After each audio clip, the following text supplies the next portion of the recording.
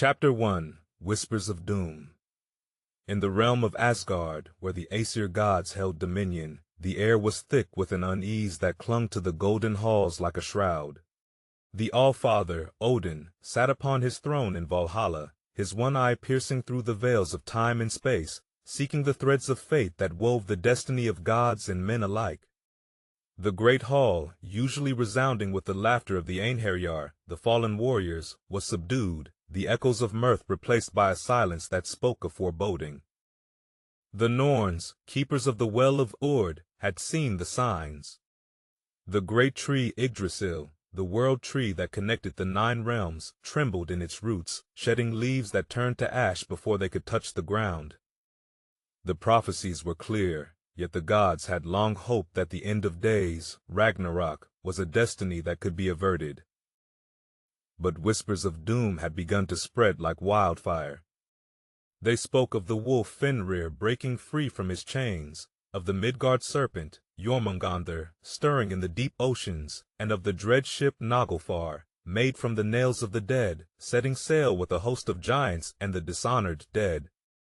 The whispers spoke of Loki, the trickster god, who would lead them in the final battle against the Aesir. Odin had sent his ravens, Hugin and Munin, thought and memory, across the realms to gather intelligence, to confirm the fears that gnawed at his heart. Each return of his feathered spies brought grimmer tidings, and the All-Father knew that the time of reckoning was at hand. In the forges of the dwarves, the anvils rang out with a new urgency. The gods commissioned weapons and armor of unparalleled might, for they would not meet their fate unarmed. The Valkyries rode out on their winged steeds, selecting the bravest of the slain, for the ranks of the Einherjar would need to be bolstered for the battle to come. Amongst the gods, there was one who felt the weight of the coming storm more than any other. Thor, the thunder god, with his mighty hammer Mjolnir, knew that his destiny was intertwined with that of the Midgard serpent. Their final encounter had been foretold, a battle that would shake the very foundations of the earth. In Midgard, the world of men, the signs were no less ominous. The winters grew longer and harsher, a span of 3 winters with no summer in between, a time known as Fimbulwinter. The bonds of kinship frayed as brother turned against brother, and the world was filled with strife and bloodshed. The whispers of doom grew louder, and the threads of fate pulled taut.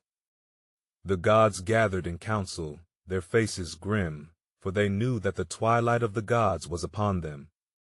The final chapter of their saga was about to unfold, and though they would fight with all the valor and might that had defined them through the ages, the shadow of prophecy loomed large. The end of the world was nigh, and the battle that would determine the fate of all creation was at hand. The gods would make their stand, and the legends of their deeds would echo through the ages, tales of valor and sacrifice in the face of the inevitable. Ragnarok had come, and with it, the twilight of the gods. Chapter 2 The Breaking of Bonds.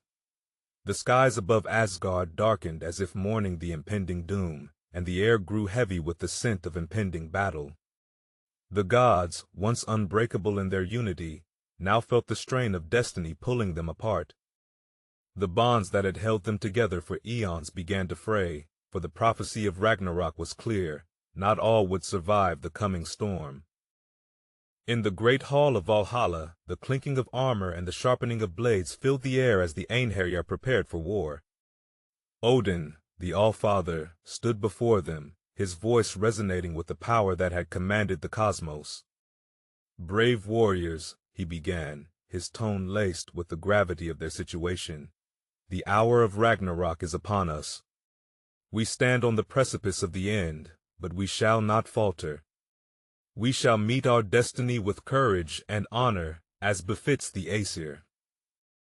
Yet, even as he spoke, Odin's heart was heavy with the knowledge of the prophecies. He had seen the threads of his own fate, the coming of the great wolf Fenrir, whose jaws were destined to bring about his end. The All-Father had long accepted his fate, but the thought of his beloved Asgard in ruins and his kin fallen was a burden no god should bear. In the depths of the forge, the dwarves worked tirelessly, their hammers singing a mournful dirge. The chains that had once bound Fenrir had been forged here, and now the dwarfs crafted new fetters, not to bind, but to protect. Gleipnir, the chain that had once held the wolf, lay shattered, a testament to the breaking of bonds that heralded the end of days. Thor, the mighty thunder god, stood apart, his thoughts tumultuous as the storms he commanded. He knew that his fate was to face the Midgard serpent, Jormungandr, in a battle that would end them both. The serpent, whose body encircled the world, had been his nemesis since the dawn of time. The breaking of their bond, the eternal struggle between them, would be the harbinger of a new world, born from the ashes of the old. In the shadows, the trickster Loki, once brother to the gods, now their greatest adversary, watched with a gleam in his eye. His bonds, too, had been broken, not by strength, but by guile. The ties of family and friendship that had once held him to the Aesir had been severed by his own actions, and now he stood ready to lead the forces of chaos against the order of the gods. The world tree Yggdrasil groaned under the weight of the coming conflict, its branches creaking ominously. The Norns watched from the well of Urd, their faces somber, for they knew that the tapestry they wove was one of destruction and rebirth. The breaking of bonds was not just the sundering of chains or the end of kinship, it was the unraveling of the very fabric of the universe. In Midgard, the realm of men, the breaking of bonds was felt in the collapse of societies. The long Fimbulwinter had taken its toll, and the veneer of civilization had cracked, revealing the primal struggle for survival beneath. Kinship was forgotten, and the rule of law gave way to the rule of the sword. As the gods assembled, ready to march to the prophesied plain of Vigrid, where the final battle would take place, they knew that the breaking of bonds was the beginning of the end. But with the end also came the possibility of a new beginning, a faint glimmer of hope that out of the ashes of Ragnarok, a new world would rise, one that would remember the valor of the gods and the lessons learned from the breaking of bonds. The twilight of the gods was upon them, but they would not go gently into that dark night. They would fight, and if they must fall, they would fall with the glory of the Aesir blazing like the dawn of a new day. The breaking of bonds would herald the end, but also the promise of a new beginning. Chapter 3: The Clash of Titans. The air was electric with the charge of impending cataclysm as the gods of Asgard donned their war gear, the metallic clink of their armor a grim symphony heralding the end of times. The once vibrant skies of the realm now hung heavy with a brooding darkness, pierced only by the occasional flash of lightning from Thor's hammer, Mjolnir, as if the very heavens themselves were restless with anticipation. The fields of Vigrid stretched out before them, an expanse vast enough to host the multitudes that would clash in this final confrontation. The ground, hallowed by the footsteps of gods, would soon drink deep of the blood of the divine and the damned alike. Odin, astride his eight-legged steed Sleipnir, led the procession of deities and heroes, his spear Gungnir held high, a beacon of defiance against the encroaching doom. Beside him rode Thor, his countenance grim, the weight of his destiny as heavy as the hammer he bore. Freya, the goddess of love and war, rallied the Valkyries, their cries a haunting melody amidst the din of gathering forces. Across the field, the enemies of the Aesir amassed with a terrible might. Giants of Jotunheim, their forms mountainous, their eyes alight with the lust for destruction. The great wolf Fenrir, his maw an abyss that promised oblivion, proud with a hunger that had been building since the dawn of his imprisonment. The Midgard serpent, Jormungandr, slithered forth from the depths, its massive body coiling around the battlefield, the venom of its fangs a promise of death. And there, at the helm of this chaotic host, stood Loki, the architect of discord, his face a mask of twisted mirth. He had shed the bonds of kinship, and now embraced the mantle of adversary, his heart as cold as the void from which chaos sprung. The air trembled with the roars of beasts and the battle cries of gods as the two forces charged, colliding with a fury that shook the 9 realms. The sound was apocalyptic, the very essence of Ragnarok made manifest. the clash of titans had begun. Mjolnir swung with a force that split the air, felling giants with each thunderous impact. Thor moved like the storm, relentless and all-consuming, his eyes set upon the writhing form of Jormungandr. The serpent hissed, a sound that cut through the clamor, and lunged with a speed belying its size. The two titans met with a cataclysmic force, an echo of their eternal enmity that had finally reached its zenith. Elsewhere, Freya and the Valkyries descended upon the enemy, their blades singing songs of death. They were the choosers of the slain, and this day they would choose many. The battlefield was a tapestry of valor and violence, each thread a life, each color a story of glory and tragedy. Odin, the All-Father, sought out the great wolf Fenrir, their fates inexorably intertwined. The wolf's jaws snapped with a sound like the breaking of worlds, but Odin was undeterred. Gungnir danced in his hands, a spear that had known countless battles, its point seeking the heart of the beast that would bring about his doom. The gods fought with a desperation born of the knowledge that this was the end, that there would be no tomorrow. They were the embodiment of the will to endure, to stand against the inevitable and declare, with their last breath, that they had lived. The clash of titans raged on, a maelstrom of divine might and monstrous fury. The ground was hallowed no more, but desecrated by the blood of gods and the venom of serpents.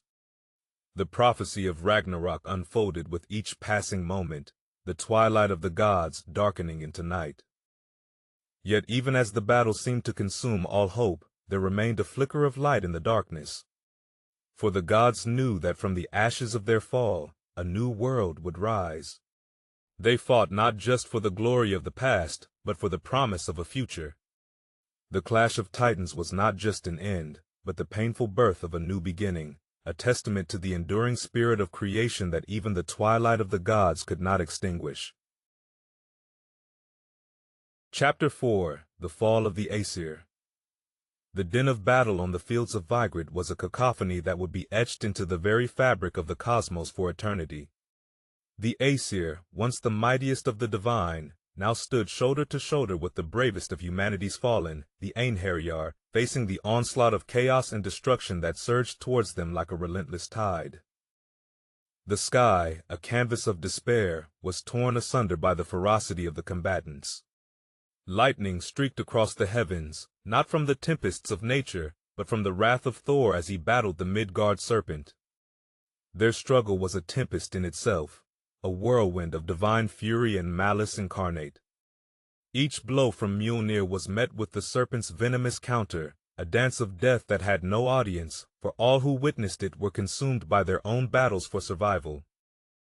Odin, the All-Father, faced Fenrir with a grim determination that belied the sorrow in his heart. He had raised the wolf as his own, only to see him become the harbinger of his doom. Gungnir found its mark time and again, yet the beast's hide was as the night, impenetrable, endless, and consuming. The jaws of Fenrir snapped shut with a finality that echoed through the realms, and the All-Father met his fate with the dignity of a god who had seen the end long before it came. The Valkyries, led by Freya, fought with a ferocity that matched the beauty for which they were known.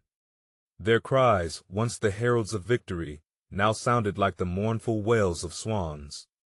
They cut swathes through the enemy, but for each foe felled, two more took its place. The field of Vigrid was a morass of blood and mud, the earth no longer able to drink in the deluge of spilled lifeblood. Loki, the betrayer, reveled in the chaos he had sown. His laughter was a discordant melody that rose above the clamor of battle. He moved through the fray with a dancer's grace, his daggers finding the gaps in armor, the weaknesses of flesh. He sought out his once brother, Heimdall, the watchman of the gods, and their battle was one of fury and retribution. In the end, they fell together, locked in an embrace that was as much a testament to their shared history as it was to their enmity. The giants of Jotunheim, led by the fearsome Surtur, brought fire and ruin. Surtur's sword blazed with a heat that scorched the earth, setting the very air ablaze. The Bivrist, the rainbow bridge that connected Asgard to the other realms, shattered under the onslaught, its shards falling like tears of the gods. Amidst the chaos, the world tree Yggdrasil shuddered. Its leaves, once verdant, now withered and ashened, fell like silent witnesses to the end of an era. The Norns, those weavers of fate, watched with impassive eyes, their hands still for the first time in memory, for there was nothing left to weave. The Aesir fought on, even as their numbers dwindled. Tyr, the god of war, lost his hand to the jaws of Garm, the hound of hell, but not before he struck the beast down. Freyr, who had given his sword for love, fought with a fervor that belied his lack of a proper weapon, but even his light was extinguished by the overwhelming darkness. The fall of the Aesir was not swift. It was a slow, grinding descent into oblivion, each god and goddess meeting their end with a defiance that would be remembered in the whispers of the new world to come. They fell not as victims, but as warriors who had chosen to face the inevitable head-on, their eyes open, their hearts resolute. As the last of the gods fell, the field of Vigrid was silent but for the crackling of flames and the groans of the dying. The twilight of the gods had passed, and with it the old world was sundered, its glory and tragedy a tale to be told in the ages to come. The fall of the Aesir marked the end of one story and the beginning of another. For from the ashes of the old world, life would once again find a way. The cycle of destruction and rebirth was as eternal as the destinies the gods had once sought to defy. In the end, they had played their part, and the tapestry of the new world would be woven with threads of their valor, their sacrifice, and the lessons learned from the fall of the Aesir. The smoldering remnants of Vigrid lay silent, a testament to the cataclysm that had befallen the realms. Yet, as the first light of dawn pierced the veil of darkness, it touched upon a world forever changed, a canvas wiped clean, awaiting the strokes of a new beginning. In the aftermath of the gods' fall, the earth itself seemed to breathe a sigh of relief. From the ashes of the old, life stirred with a fragile but insistent vigor. Green shoots pushed through the charred soil, and the air, once heavy with the scent of battle, now carried the promise of renewal. The few who had survived, the children of the gods and men alike, emerged from their places of refuge. Their eyes, wide with wonder and not without sorrow, beheld the dawning of an era unburdened by the weight of ancient feuds and the shadows of prophecy. Among them walked two figures, as if reborn from the chaos, Lif and Lithrazir. Their hands clasped, they stepped forward into the world that awaited them, a world that was theirs to shape. They were the seeds of humanity, the hope for a future where wisdom would guide the heart and the follies of the past would be lessons learned. The great tree Yggdrasil, though scarred, stood tall, its roots deep and strong. It whispered to the new world in the rustling of its leaves, a reminder of what had been and a guardian of what was to come. A new dawn broke across the land, its light gentle but persistent, a herald of the peace and prosperity that could flourish in this untouched world. The cycle of Ragnarok had ended, not with the finality of death, but with the enduring promise of life. And so, the story of the fallen Aesir became the foundation upon which a new legend would be built, one of hope, resilience, and the enduring light of a new dawn.